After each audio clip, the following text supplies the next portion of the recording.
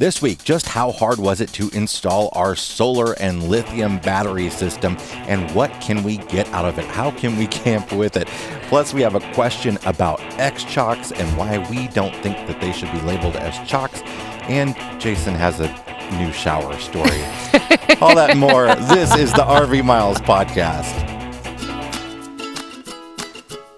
This podcast is sponsored by LL Bean, who invite you to simply step outside this summer. With expert tips and advice, LL Bean can help you get more out of every moment outdoors.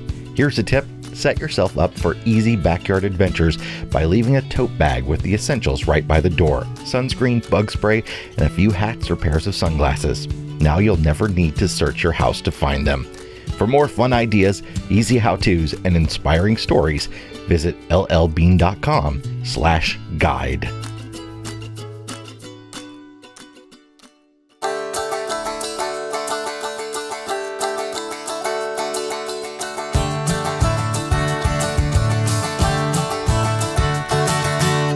Welcome to episode number 237 of the RV Miles Podcast. I'm Jason. And I'm Abby, and we are two full-time travelers who have been crisscrossing North America on one epic road trip since 2016. Here at RV Miles, we talk all things RV and outdoors, from industry news, travel destinations, our national parks, and a whole lot more. You know what I just realized? We're getting very close to 5 years of the RV Miles Podcast. Whoa. That's exciting. That's very exciting to me. That feels old. That's like the longest I've done anything for, except going to school. And maybe being married, Jason. Well, yeah, that too. And having kids and being a full-time RVer. And being a theater producer, being a lighting designer. There are many things that I've done longer than 5 years. Yeah. Anyway. But to podcast for 5 years does feel rather impressive. It seems like a long time. Yeah, especially when we sort of kind of maybe every once in a while land at like an episode every 7 days. Yeah. You know, yeah. In and around a week. That's when we do this. We got a question, and I've seen this question quite often, so it came up in a message to us, and I thought we should address it here on the show today about Xchocks. Xchocks are a device that goes in between your tires. So if you have two axles on a trailer, it makes an X. It's an X-shaped thing. There's several different brands, but the popular brand is BAL or BAL. I don't know how they pronounce it, but they're metal and they can wrench down super tight in between your two tires on an axle, and you put them on either side. And they're meant to help stabilize your trailer, to get rid of some of that forward and backward motion out of the wiggling of your trailer, right? And people swear by them. People think they're fantastic. We use the cheap, generic plastic yellow ones, and they do help a little, I guess. I don't know. I don't know if I notice when we don't have them. It depends. I think it depends on how high up we are. In this particular site, our back levelers are pretty high, which means the wheels are up a little high. Actually, our wheels are on blocks in this campsite because it's pitched down so low. And I do think they've made a difference here. But we don't get a lot of forward and back momentum anyway. It's more side to side. I think you need to speak for yourself on that one. I think it really depends on where you are in the fifth wheel, depending on, and also what people are doing, depending on how you feel. I mean, there are nights when I go to bed long before the rest of you, and our bedroom is all the way at the very back of our Sabre 37 FLL, and y'all might be up in the living room still. Maybe you're playing some Halo or whatever, and I swear, Jay, I feel like I'm on a boat back there. Oh, I'm with you. And that's often when I'm yelling up to you guys, will you just sit still? Look, I feel it too when I'm in the bedroom and the kids are up there. But I feel like in our particular trailer, it is more side to side. Yeah, than front to back. I don't know, though, that the Xchocks actually do anything to stop that. And I think the biggest takeaway from why we wanted to bring this up, because this is kind of what the question was about, and then also what we see a lot of other questions about, is these are not chocks. Yeah, they really shouldn't be called chocks. And the companies that make them say do not use them as your only wheel chocks. Right. You need to have an actual wheel chock to keep your trailer from rolling. And I've seen fifth wheel owners not use chocks at all because they think that the leveling jacks are enough. You absolutely need to have chocks with a fifth wheel. I have seen plenty of the accidents online of people that didn't. It's very important. And the biggest reason the Xchocks don't work for that is you really don't want to have them on until you've leveled the trailer, and you want to take them off before you unlevel the trailer, because when you adjust the level, when you lift your trailer up or bring it down, you're changing the distance between those tires. And that X-chock in there is either getting scrunched or it's getting looser inside there, which can damage it or could damage your tires, or can just make it fall out and make it useless. So it's really important to not only put those in after you've leveled and take them out before you unlevel when you're going to hook up, but it's also very important to use standard wheel chocks. We just got our new wheel chocks in the mail finally. We've been going around with the plastic yellow ones for a while with this trailer, because with the old trailer we gave that the person that bought it our wheel chocks. Yeah, we wanted them to have to go off into the camping world already prepared. And they were buying it that night, and they were going to have to unhook that night. And they wanted to camp that weekend, and we were like, just, here, take all these things that you need to camp this weekend that we will not need for several months, because we were still waiting on our fifth wheel. We still had about 6 weeks or so to go, I think. I don't actually remember when we sold it, but we just wanted them to be able to go and safely camp. And so we got rid of like all of that stuff, and we ended up rebuying all of it. But those rubber wheel chocks have been elusive. Yeah, and then they went on sale, and I said, buy them all. So now we got 2 sets. So basically what we use are like you would see an airplane using on a runway, right? Yes, and if you're gonna label what people do for a living out there, make sure you say, I think it's runway technician. So we got a lot of heat for whatever did I say that wrong? For whatever you originally called them on a reel. And I remember going and like looking it up, because it was, boy, people really came out of the woodworks. I'm glad you didn't see it. If it is a different name, I thought it was runway technician, but I'll find out regardless. I'm going to look it up while you keep talking. You feel like you're a runway technician when but basically they're 2 triangular shaped rubber blocks that are strung together on a rope, and we've got 2 sets of them so we can use them on either side of the trailer. And they're very handy because you don't have to think about like which direction do we want the wheel chock to go on. You just put them around one wheel, and you're done on either side. So it looks like it's actually airport line technician. Okay. And they have a variety of jobs, including guiding, towing, parking, greeting, and organizing aircrafts as they arrive and depart from an airport gate. Sounds good. It's a pretty awesome job. Line technician. I think it's awesome. I do too. So we'll link to those in the description if you're interested in picking up the ones we use. We're big fans of them and always have been. The plastic ones are terrible. We've talked about this before. You have to replace them because they expire. If you run over them, they explode.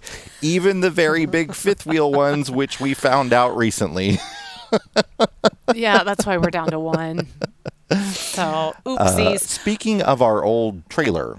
Yes. This just a little sneak preview of the news video that's going out about the same time as this podcast episode. That our Pioneer trailer, we bought that for around $20,000. It was listed for around $20,000 on the lot, right? Something like that. It's a little bit more of a detailed story, but for this, So let's just leave it at that. It was listed at $19,999. And it was a 2020 that we bought in 2019, right? Yeah. The 2020 model, not a new one. The 2020 used model at the same dealership, as a matter of fact, I looked it up, at the same dealership is listed on their lot for over $28,000 right now. Hard pass. For a 3-year used trailer. Nope. Hard pass, This is the issue that's going on. People keep telling me that, I'm seeing deals out there now. The trailer prices are coming way down. I'm seeing the deals. Yeah, you're seeing the deals. The MSRP on that trailer has gone up from like $32,000 to $41,000. Yeah. MSRP no. is through the roof. So when you get 30% off, so the new ones, okay. So when we bought it, it was listed for $19.99 new. The Yes. new ones now, the 2022 models, are listed for, I think it was $36,000. Don't get me wrong. Our, Ranger Gandalf Trailer the second really was a great trailer for that period of our lives, and we think very fondly of that Pioneer. No, hard pass. $36,000. I never would have entertained buying that QB300. Yeah. I'm sorry. Well, No. when we started looking, No. and it's considered an entry-level travel trailer by the absolutely. industry. And when we started looking, entry-level travel trailers, ours was on the bigger side, but they ranged generally between $15,000 and $20,000, maybe $15,000 and $25,000. Now, this dealer that we bought from, we actually were able to negotiate our landing price, which ended up being $19,900, because we found it somewhere else within the area cheaper, and they had to honor that. So, if we're getting these numbers from this particular dealer, they do, it seems to run a little bit high. So, again, it's a really good case for if you find a trailer that you like, if you find an RV that you like, don't just settle at that one particular dealer if you have the option within a driving radius to look around at other dealers in that network, because a lot of times they want to make that sale, they want to make that deal, and they might just honor, if you say, look, you either honor that price that I'm finding 500 miles away, or I'm driving 500 miles to get that. Yeah. And even with gas prices the way they are, it is still worth it to drive 500 miles to get that RV for $2,000 to $3,000, sometimes even more cheaper than what the dealer in your town is selling it for. But the point that I wanted to make there, though, is that an entry-level trailer It's crazy. was between $15,000 and $20,000, and now it's between $30,000 and $35,000. I mean, Jay, we literally bought that 3 years ago this month, in just a few days. Just 3 years ago. Yeah, in just a few days is going to be the anniversary of when we picked up Ranger Gandalf. Yeah. So prices are they're still through the roof. They have not, as much as people want to say they have not come down since last year. Trailer prices have come down about, on average, the auction price of a trailer has come down about $2,000 since exactly 1 year ago. But motorhome prices are up something like $8,000 since a year ago today. Wild. It's just wild. Yeah. Anyway, today we're going to talk about some of the upgrades that we have made to our RV for off-grid living, essentially the electrical system. We're going to talk about our solar system. We're just talking solar and batteries today. And we've done other things for off-grid living, but we're going to talk about our solar and battery system and how the install went, what we did, what we got, and what how it does for us. How we got it is a very interesting part of this story.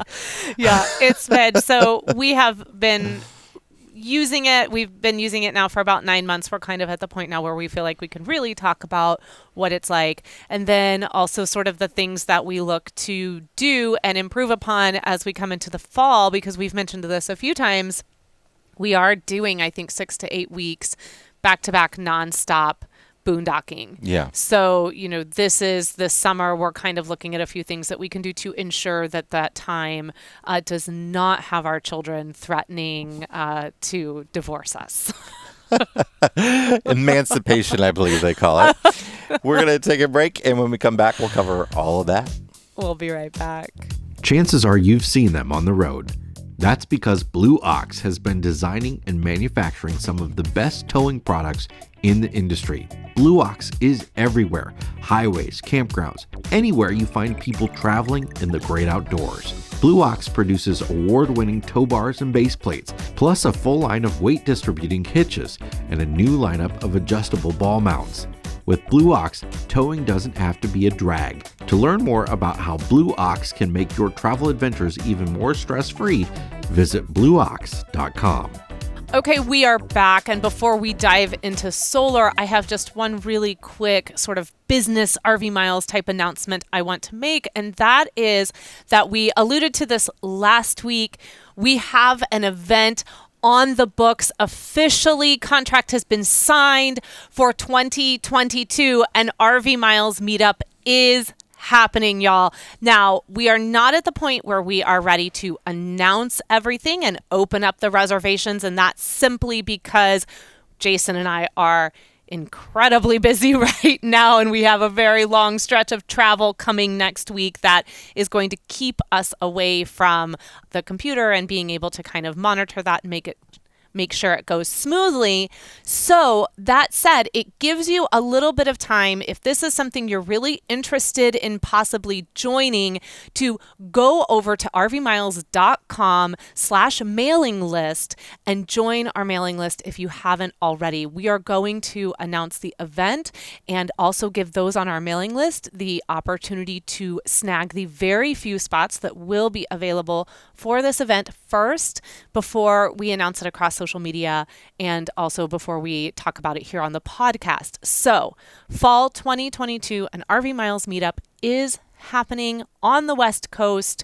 If you can be a part of it, you want to go over and join our mailing list, you should join it anyway, because we always have some really interesting things going out to those on the list. But it is rvmiles.com/mailing list. All right, let's talk about our solar and lithium setup. So there are lots of different ways that you can go about putting solar on an RV, especially the newer ones. There are lots that come with solar prep, which basically means they've put a little wiring in there that goes directly to your batteries, and you can plug and play a couple solar panels. Often the wiring it's thin wires, so you can only do so many watts of solar, right? So you can't put like 1,800 watts of solar on usually the wiring that comes from the factory. The Sabre came with a 50-watt panel on the roof, and now you're seeing a lot of that now too, a lot of one panel that you can expand. So that's actually fairly easy to do, again, to the limitation of the wiring. You can add a few panels and they just plug and play up there with each other. So I think the Sabre can go up to 400 watts. I think they told us at the factory, but we wanted a little bit more than that.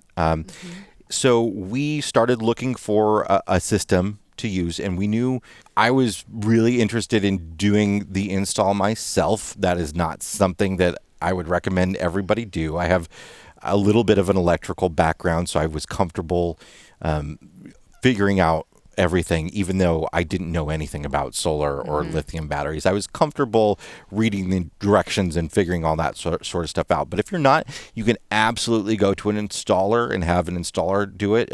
Often RV dealerships, but better yet, you can go to a solar specialist company that can install you a system. That's going to double your costs. It's going to make a big difference depending on how your RV set up. But we wanted an all-in-one system because I was going to install it myself.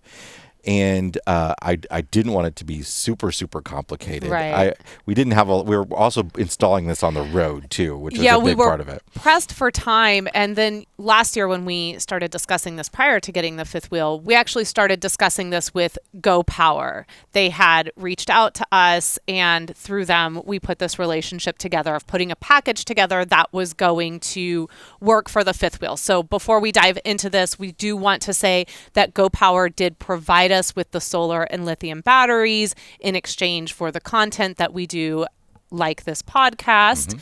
But anything we say here applies to whatever solar that you purchase. It's 100% our true opinion on this. We've been using it for 9 months now. We didn't just install it and then want to sing its praises. So we really wanted to kind of work this solar and work these batteries a little bit before we shared how this has been working for us. So I just want to get that out on the table. Let's move forward. So the first thing is we made the arrangement for this system to be delivered to us while while we were sort of stationary for a bit Yes. with family. But as everything has been over the last couple of years, and particularly last year, there were just delays and delays and delays on getting stuff. So Understandable. yeah, absolutely delays, understandable. totally. The whole thing was, though, we were going to have a period of boondocking right after we got back on the road. So we actually did that without all the solar. Yeah, which I think was actually kind of nice and kind of fun to just Yeah. boondock with what the rig came with. It was totally doable for a very short period of time. But we were at the RV Entrepreneur Summit in Montrose, Colorado, which is actually happening again this year. If you want to check that out, it was a great time, and I believe we're going to be at it again this year. We'll also try to announce that when that's official. We got a 200-pound crate. Oh my gosh. Delivered to the campground. Yes, and they were so gracious. Heath and Alyssa were so gracious about it. But here comes this giant, freight truck to deliver this big old solar setup to us, and in the middle of, the RV Entrepreneur Summit. And this thing was a beast. Like Jason said, it was 200 pounds. And that didn't include the batteries. So the No. batteries we were still going to have to wait a bit on. So that included 3 solar panels. So we got their Solar Extreme kit, which comes with 3 190-watt solar panels, so total of 570 watts.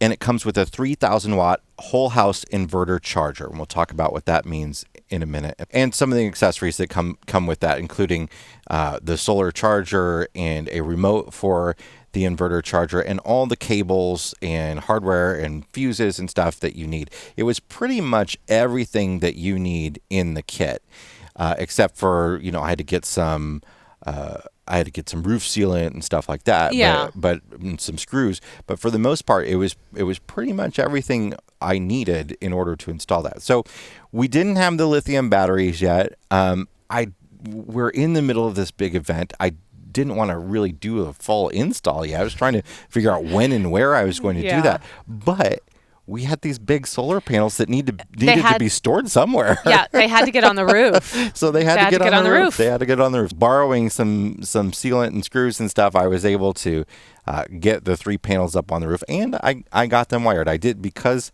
again, the Sabre was wired to go up to about 400 watts. I did have to run my own wiring. So during this event, I ran the wiring from the panels to where the batteries were going to go, and I installed the 3 panels. Okay. And it was also, I think, like 93 degrees, and we were in a completely open dirt field this whole time. So it was really quite ideal conditions for being up on the roof and installing. Now, I'm not scared about drilling holes in the RV, about screwing stuff into the roof, about cutting a hole for wires to run through, cutting a hole for a composting toilet. His wife is, though. But I understand the fear behind all of that. And there is a little bit of fear of, like, the measure twice, cut once sort of mentality. Yes. But depending on your RV, putting solar panels on the roof, it could be easier or it could be harder. You might already have a port up there that wires can run through. You might be able to just pull the wiring that's already there and replace it with other wiring. The way the Sabre was set up, I did need to cut a new hole, but I did have a convenient point to do that, where in our kitchen there's a post that runs vertically over our sort of coffee bar area, and it's where all the wiring comes down behind that post for all the control panels and stuff anyway.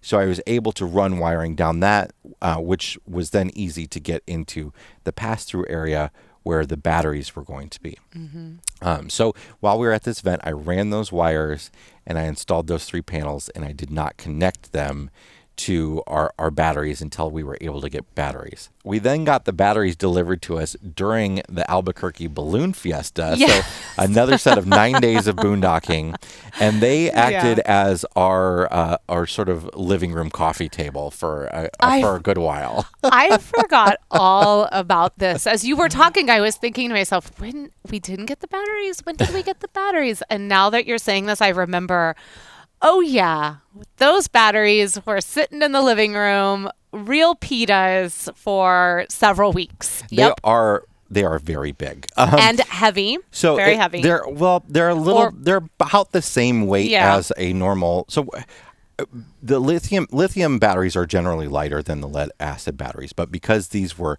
two 250 amp hour lithium ion batteries, also from GoPower, they're Sun Cycle brand batteries. They're so we got 500 amp hours worth of batteries. So often you'll buy them in 100 amp hour capacities and wire them together. So you would have 5 batteries to match our 2 big batteries. So the cool thing though about lithium batteries is that they don't need to be vented to the outside. So that is an issue with lead acid batteries, is that they off gas and it's poisonous. So you don't want to have them inside, right? Also, they can from time to time explode if they get really if they're not taken care of. When people don't maintain them with distilled water and they dry out, they have a tendency to go boom. They won't like explode your RV, but they'll go boom. They'll pop. My They'll pop gracious. and spray battery acid. So lead acid batteries cannot be indoors, but lithium ion batteries can. So what we did was removed our batteries, our lead acid batteries, from the front compartment where they are in a lot of fifth wheels, and we're able to make that all storage. And then we put the 2 lithium ion batteries in the pass-through, which dramatically cut down the storage in the pass-through, but it was a net wash. But I have seen people put them under their bed, stuff like that. It just depends on what your setup is. If the wiring of it all, and if we had a front bedroom, that kind of thing would be possible. With a rear bedroom, it's really not, because you do want to have everything be pretty close to each other. It's important that the inverter charger be as close as possible to the batteries without being next to them. So GoPower wants you to have them in a separate space, but you do want those cables to be as short as possible. The shorter they are, the more efficient the whole system is, right? So we try to keep it all together in that sort of front area. So over the course of many weeks, we pieced together the system and finally got everything in and working at the same time, and have been using it since. So we have. So let's just really quick talk about, just to make sure we say. So we have 570 watts of solar up on the roof, and then we have 2 250 amp lithium batteries, so for a total of 500 amp hours possible. So that is our complete and total setup. We did have to, now you might be asking, but Abby, what about that 50 amp that you just mentioned that was already on your rig? We're not using that at the moment. I could combine it into it, but I can't figure out, and I haven't really taken the time to figure out how to get it off. So the connections are underneath it. With the other ones, I just unscrew them. With the ones I added on, right?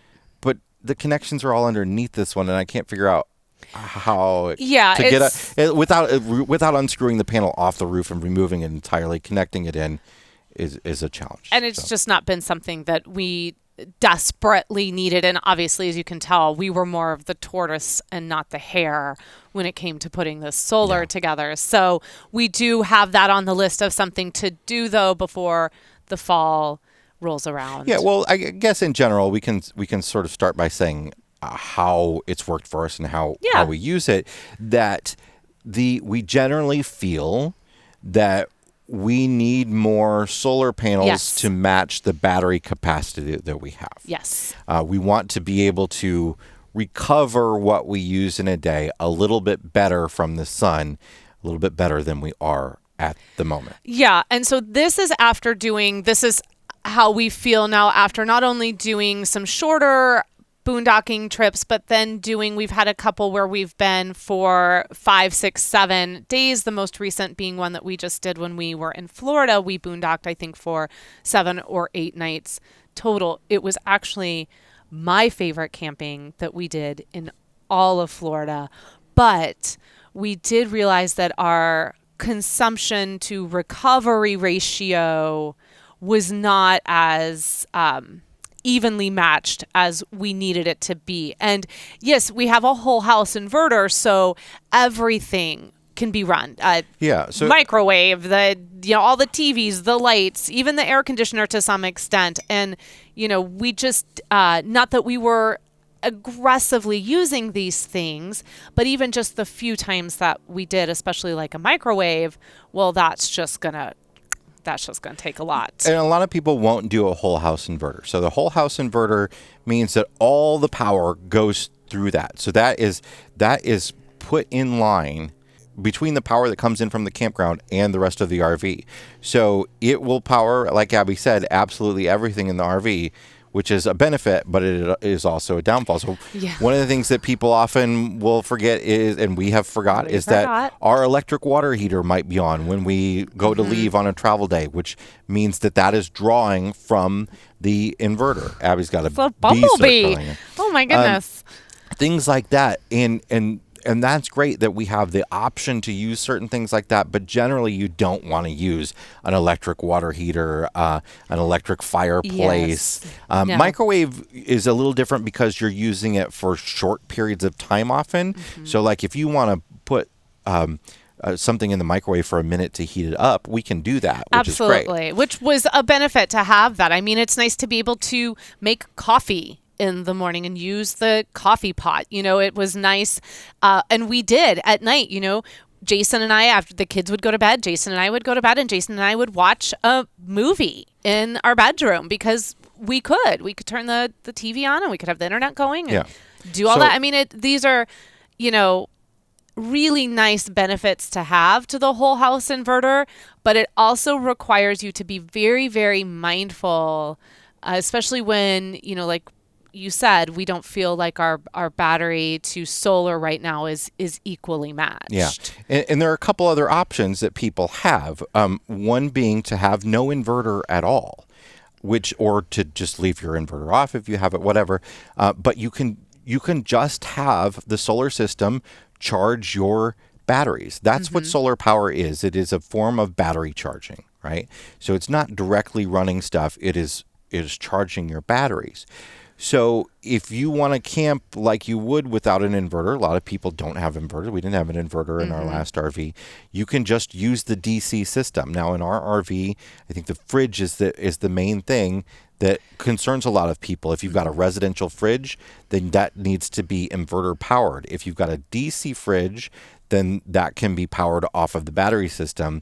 And if you've got a propane 110 fridge, then you can run it off of propane, which is the easiest thing to do for boondocking. But so we have the DC fridge. We could have gone without an inverter at all, and then we would just be able to use our lights, our refrigerator, and the furnace, stuff like that, off of the batteries. The inverter allows us to use anything that plugs into an outlet. Yeah. And speaking for us, just for us as RVers and full-timers and with our kids and the amount of work and school and just downtime that we like to have, the whole house inverter is really what has made, I think, boondocking for us a little bit more successful or enjoyable. And Jason and I have always enjoyed it, but I think it's really nice for the boys, especially when we do really, really long stretches, not just a weekend out, but, we're doing a week, 2 weeks, 6 weeks, that they can still have some things that feel like home. They can still play Minecraft. If they want to play Minecraft, they can keep their devices charged without having to, battle over just, one of the outlets. So it's, for us, it just makes sense. It's nice to tuck in sometimes at the end of the night and watch a movie. Yeah. So the big thing with solar is really managing your expectations and knowing what you're getting. I see a lot of people posting online when somebody's asking a question about figuring out the size of a solar system. They say, well, measure how much power you use in a day and then size it to that. Well, yeah, that system's going to cost you $40,000. Yeah, and honestly, that's not how we don't operate like that when we're boondocking. Right. I think the vibe is very, very different. We don't tend to, when we're boondocking, it tends to be a little bit quieter. It tends to be more remote. We don't fire every light up in the house. Like we don't, it's not the same vibe. Yeah, and you don't use those heavy power draw things. You're not going to be Right. using a hair dryer. You're not going to be I mean, I could if I wanted to, but you're not going to be again using the electric water heater or the electric furnace. You're going we to will be using the blender. you're going to be conserving your power bit. Now, there are people that have gone out and spent Yeah. $20, $30, $40,000 on a system that can really run an air conditioner or two all day long, and they never have to be powered on the grid. And that's great, and that might be something that we want to do someday. And there are people that have done it for less money too, that are really good at sort of cobbling a system together on their own. Yeah. But that's not going to be most people. Most people just need to have an expectation of what solar can do, and sort of be able to judge the cost of it based on that. I would also caution going into it with the mindset that it's going to be an immediate return on your investment. So, you're talking about thousands of dollars to do this, even just sort of, what we have is going to cost thousands of dollars to do.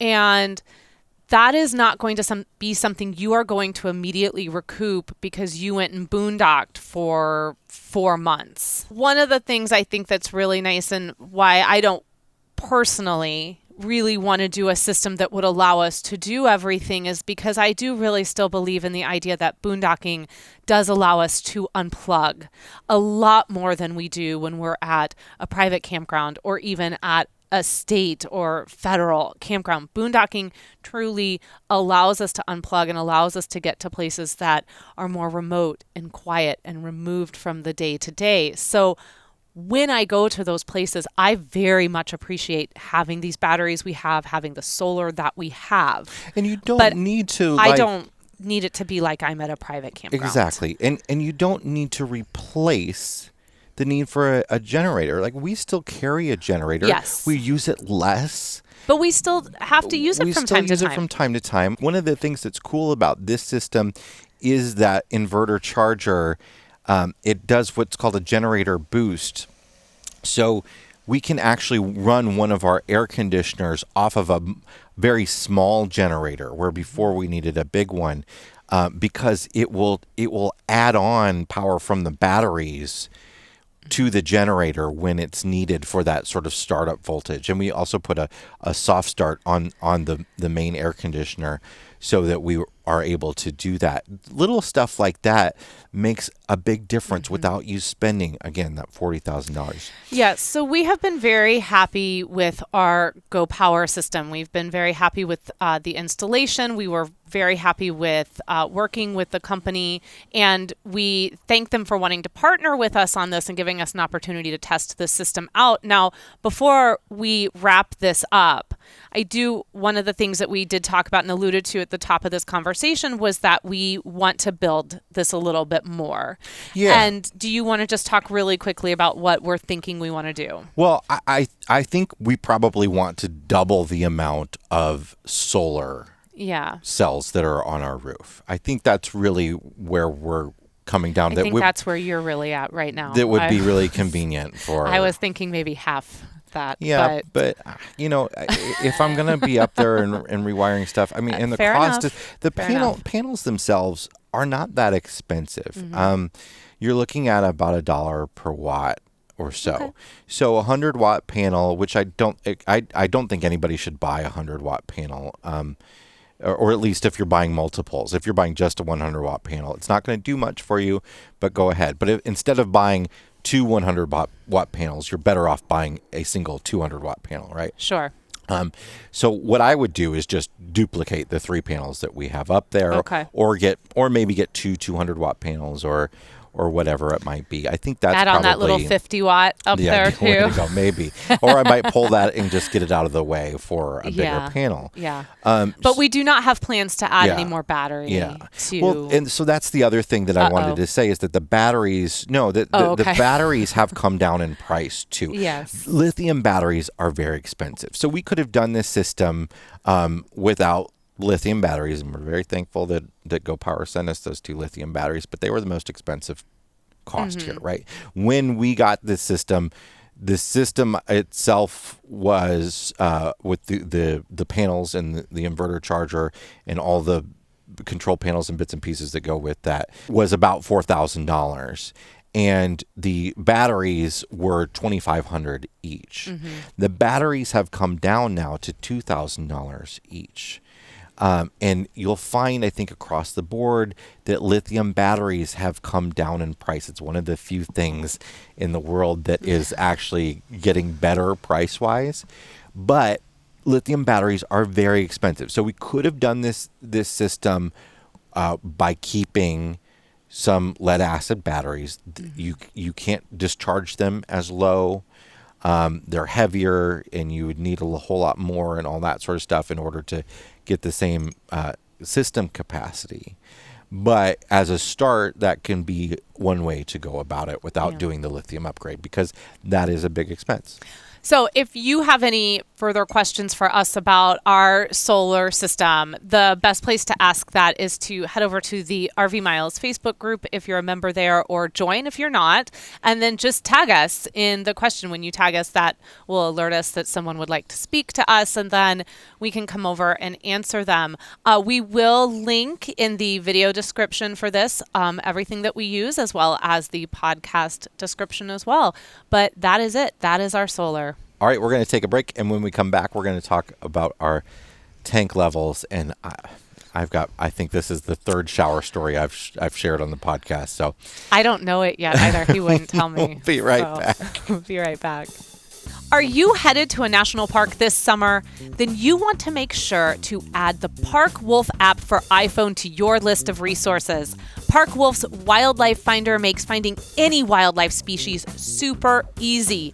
Park Wolf gives you heat maps and charts of the best places and time to find any species of wildlife in that park. Park Wolf also includes a free drive GPS Explorer showing upcoming places in the park, along with distances to the nearest gas station, restrooms, food, and pullover points. Download Park Wolf for iPhone from the Apple App Store and start making the most of your national park visit today.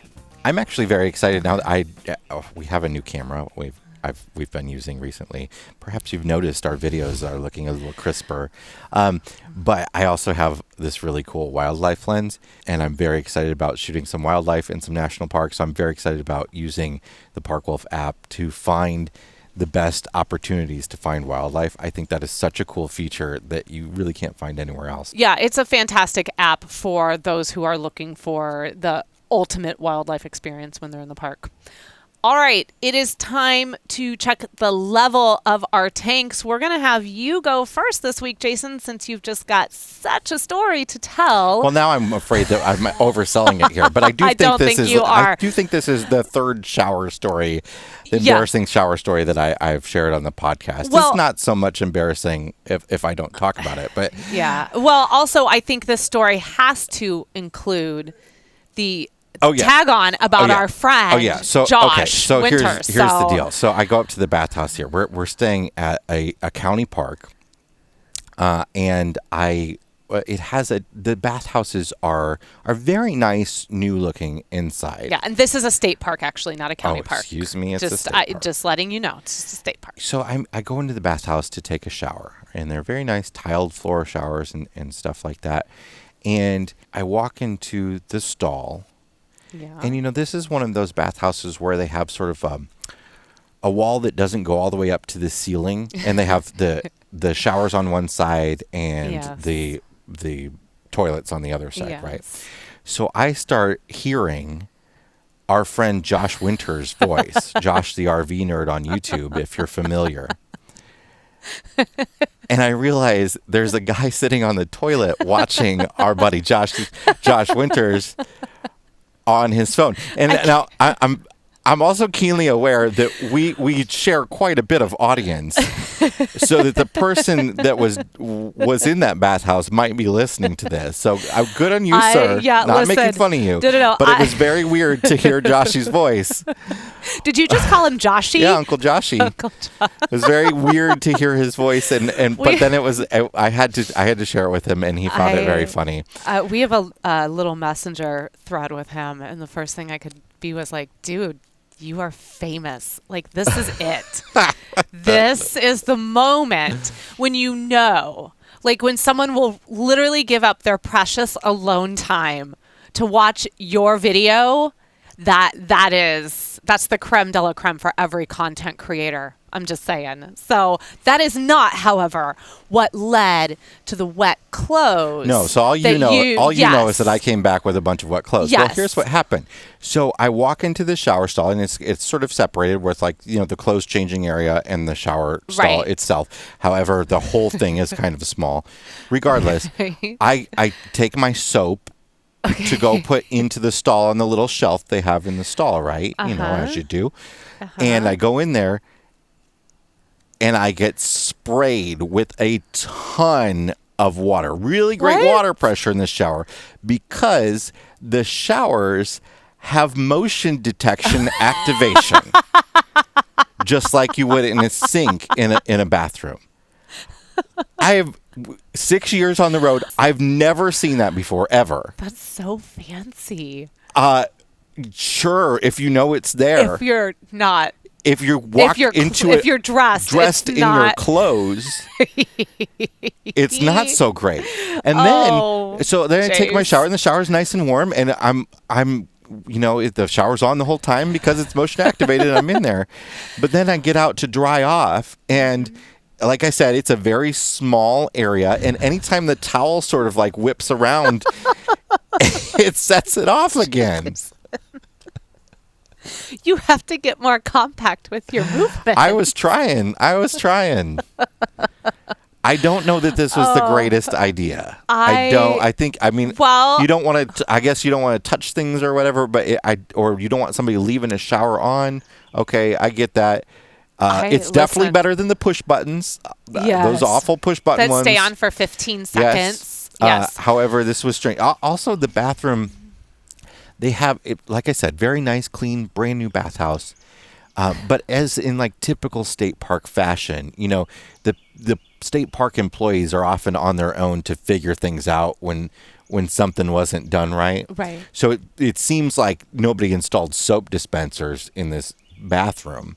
So what they've done is made a post, like a fence post with feet on the floor, and then screwed a soap dispenser to it. And they ran a chain to the rafters in the ceiling with a padlock to keep people from stealing it, apparently. The ladies' restroom has that as well. Very, very funny. But yeah, shower house with motion detection showers is a new one for me. Motion detection and Josh the RV nerd all in one shower. Interesting. All right, what is in your... It's just that sentence. All right, what is in your fresh tank this week? My fresh tank this week is what's happening in the RV industry. And again, this is something that it was the thrust of this week's news episode, which will be out on YouTube and as on, a podcast, on the podcast feed as well. Don't even have to go over to YouTube. Is that the RV industry is slowing down production a little bit. Thank goodness. Last year, they made 600,000 RVs. This year, they were expected to make 600,000 RVs again. Estimates have been revised down to 550,000 RVs. I'm here for that. It's a big reduction. It will still be the second biggest year of production in the RV industry ever. But it does seem like there was this pace that was not sustainable happening. Sales are still very, very high. There are still lots and lots of buyers. Like we were talking about earlier about the price of our not RV. Going away. That's some of that is driven by the pressures of inflation and the cost of labor and all that sort of stuff. But most of it is just market. It's just that's what people are willing to pay. So that's the market price of these units. People are buying them. So it is nice, though, that the industry is slowing down a little bit, hopefully spending some more time getting back to normal, maybe beginning to focus on quality again a little bit. Just before the pandemic hit, I don't know how many people remember this, but we talked quite a bit, extensively, really, about how the industry was really, a lot of the different manufacturers were really realizing that quality was a big concern of new buyers, and were beginning to focus on it. They were building these new quality control facilities. They were putting in new systems like rain bays and stuff to test every unit. There was a lot going into that just before the pandemic hit. And not a lot of people remember, too, that when the pandemic hit, it wasn't this instant boom in RV sales. No. The very first thing was an instant massive drop in RV sales for about 2 months. Yeah, everything froze. And not only did people stop buying them, the dealers canceled tons of orders. The RV industry laid off a ton of people. And then they had to go back and get those people. And Please come those back. orders had to be put back in and all that sort of Yeah. stuff. And it took, that really set them back quite a bit. So there was a lot of cuts that were happening during that short period. So I'm very hopeful that going forward, and don't get me wrong, there's some manufacturers that have been putting out quality there are some that did not change a thing over these past 2.5 years that have sold the same amount of units as they have. The thing I like to share with people when they say that, oh, all the dealer lots are packed now with RVs, so why are the prices still high? Well, the RVs that are on those lots are the ones that they were able to manufacture the fastest. And remember, there are a lot of companies. There's not one company, though. There's not one industry that makes all the decisions. They're all competing with each other. So some manufacturers are only able to do what they can. Some are working hard to fill the gap and get as many to those dealerships as possible. And often those are the quickest, cheapest made units. And that's why we see trailer prices evening out a bit, and motorhome prices still so high, because motorhomes take a lot more time to build, and there's also the chip shortages and chassis shortages and all that sort of stuff. So Right.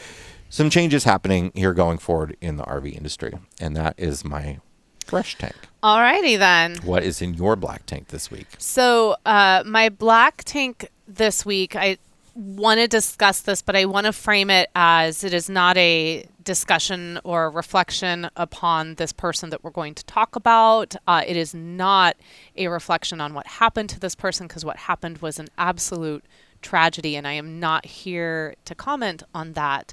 A lot of you are aware and have shared the story of the young woman who lost her life recently when she was attacked by a bison. And so this horribly unfortunate story, and the reason why I wanted to just bring it up on the show this week is we're coming into camping season is here. We're all out. It's very, very busy. We are out.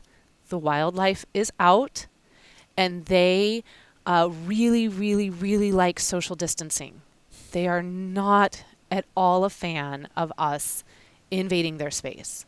And so this unfortunate woman got too close to a bison in Yellowstone, and the female bison charged, threw her quite a distance into the air, and she lost her life. I think people, as much as we talk about it, as much as it's shared in like national park Facebook groups and stuff like that, what percentage of people that go to a place like Yellowstone have not heard any of that? I would imagine it's Right. the vast majority, and they see a bison lumbering around, walking on the roads Right. like it's a cow, and Well, don't even get in a cow's space. I mean, but a bison can run like 30 some miles an hour. yeah, They are so powerful and big and strong. They are majestic creatures, and they must be respected. All wildlife. There's a reason why we call them wild life. Okay, they do not have the ability to have a conversation with us. They have signals that they can give us when we are in their space, and we need to be mindful of that. But they're not going to stop and be like, "Hey, yo, dude, I need you to be like 200 feet that way." Yeah, and you, whether or not you've been struck by a bison or not, you can get severe fines, and a lot of people have Yes, for getting too close to them. Yeah. And so just, as a reminder, this season as you're out exploring our beautiful public lands, our beautiful country, please, please, please, if you see wildlife on the side of the road, inside public spaces, because those bison, they come right to Old Faithful. They're there. They are, because we are in their home. Yeah. Okay. So just please, for yourself, for the little ones that you're with, just really, as much and as awesome as it might feel to stand close to such a giant, please don't do it. Please don't do it. It's not worth your life or the life of someone that you're with.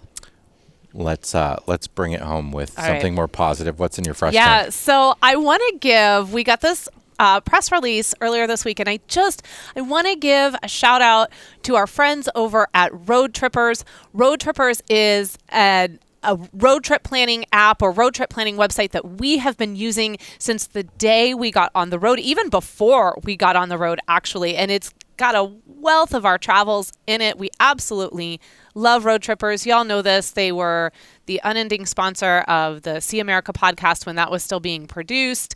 And they just celebrated a huge milestone. I mean, enormous. They just crossed 35 million trips and 24 billion miles planned through Road Trippers. I think that is just incredible, and I just wanted to celebrate that. That is quite the accomplishment when we have so many ways that we can plan our travels these days. They also announced something else recently, is that they are now integrated with Yelp. Oh, that's So right. when you search for stuff on, what's cool about Road Trippers, if you haven't used it, is it's very visual and very easy. You just put in the different places that you want to go. And then you can say, I want to find X, a national park, a restaurant, a campground, within 5 miles of my route, within 10 miles of my route, within 15 miles of my route. So it will show that. It sort of expands the width from your route so that you can maybe find a stop to add on to your road trip, which is great. You know point A, you know point B, and you want to plan some stuff in the middle. It is so good for that. And now you can see Yelp reviews of some of these places at the same time. And I just started our 2023 map to, believe it or not, I've already started our 2023 map to plan out where we're going to be next year. So congratulations, Road Trippers. We are really happy for y'all. We're glad you're not going anywhere anytime soon because I need you. And I know a lot of you have downloaded the Togo app and have signed up for the Road Pass Pro membership because we talk about it as our advertiser each week on the news episodes. If you have signed up for Road Pass Pro, you have free unlimited access to Road Trippers. Road Trippers is free to use in the first place up to, I think, 7 destination points, but you get unlimited waypoints if you are a member of Road Pass Pro. And one of these days I will get around to making all of our maps public because we get asked that a lot, and it's just something I haven't sat down and actually done. But one of these days I'll get around to doing it, and then you can go in and you can see how we've been using it for the last 8 years, I think. All right, that's it for this week's episode of the RV Miles podcast. All right. Well, thank you so much for joining us this week. It is such a pleasure to be able to sit down with you and talk about everything that is happening in the world of RVing. Again, as a reminder, if you have any questions, anything you want to talk about with Jason and I, the best place to do that is in the RV Miles Facebook group. If you want to know about the upcoming meetup this fall, you're going to want to go over to rvmiles.com/mailing list and get on our mailing list. And then finally, if you've been watching this, you've probably noticed there's a lot of RV Miles merchandise floating around in this video right now. Even if you're not watching it, just imagine RV Miles merchandise floating, including what might soon be the old RV Miles logo. Just as long, if I keep saying this every single week, I'm gonna get it done. Yes, every week I'm going to keep saying it, just like the new RV Miles website. So many things. Find me some free time and yes, we're good to go. I will. I'll just go get my magic whatever I have to find that free time. But anyway, if you want to get a hold of some of this RV Miles merchandise for your camping season, then you want to go to merch.rvmiles.com. We will link everything in the podcast show notes and in the description for the video. All right, that's it. Thank you all so much for joining us. Enjoy your camping season. Please stay safe, respect the wildlife, and keep logging those RV miles. Bye, everybody.